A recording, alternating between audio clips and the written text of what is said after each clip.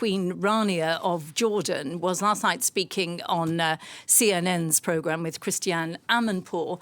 And she expressed her distress. She suggested that world leaders appear to be indifferent to the suffering of Palestinian civilians in Gaza. Let's take a listen to that. I think the people all around the Middle East, including in Jordan, we are just shocked and disappointed by the world's reaction to this catastrophe that is unfolding.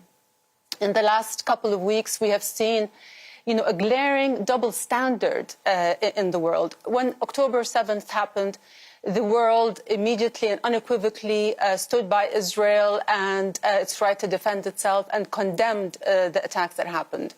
But what we're seeing the last couple of weeks, we're seeing silence in the world. Countries have stopped at just expressing concern or acknowledging the casualties, but always with a preface of declaration of support for Israel. And, are we being told that it is wrong to kill a family, an entire family at gunpoint, but it's okay to shell them to death? I mean, there is a glaring double standard here, and it is just shocking to the Arab world. This is the first time in modern history that there is such human suffering, and the world is not even calling for a ceasefire. So the silence is deafening, and to many in our region, it makes the Western world complicit, through their support and through the cover that they give Israel, that it is just its right to defend itself. Many in the Arab world are looking at the Western world as not just tolerating this, but as aiding and abetting it.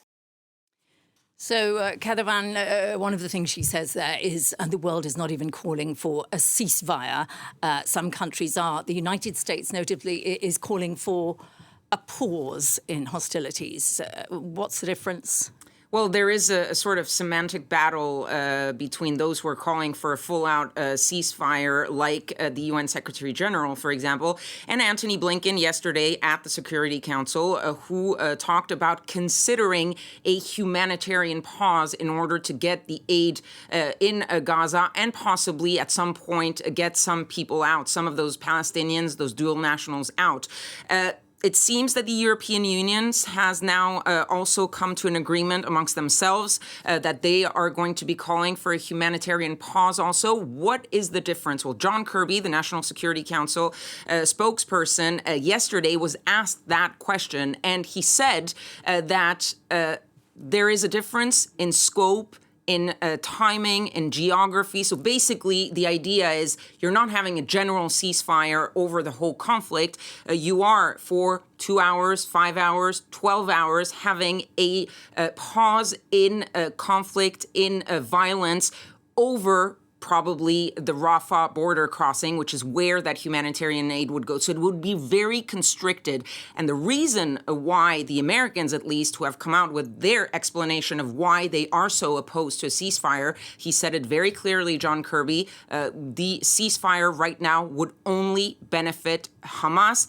The one thing that everybody agrees on, except for the Israelis, is the need for that humanitarian aid to include fuel. The Americans saying we are going to continue to push for fuel to be part of that humanitarian aid.